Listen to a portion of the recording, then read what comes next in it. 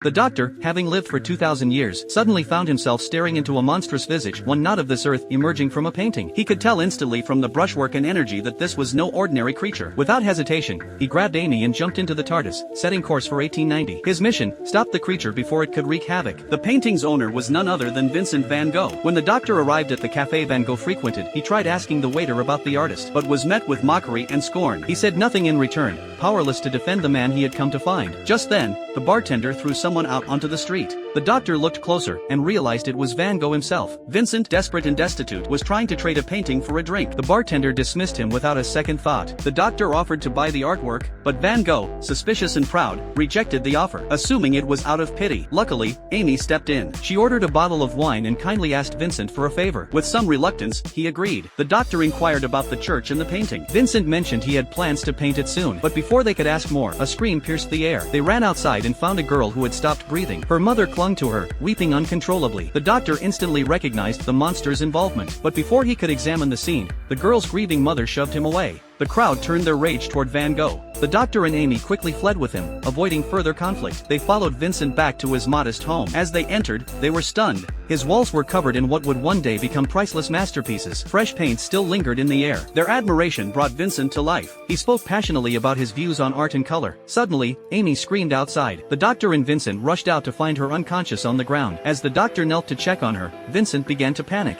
At first, they thought it was a mental breakdown, until the doctor was suddenly knocked off his feet by an unseen force. Then came the low, guttural growls. In that moment, the doctor understood. The monster was invisible to most, but Vincent, with his heightened sensitivity to color, could see it. Working together, the trio managed to drive the creature away. Wanting to understand what they were dealing with, the doctor asked Vincent to paint the monster from memory. As soon as the image was complete, he rushed back to the TARDIS to scan it. The instruments revealed its identity. A solitary creature, a predator stranded in a world it didn't belong to.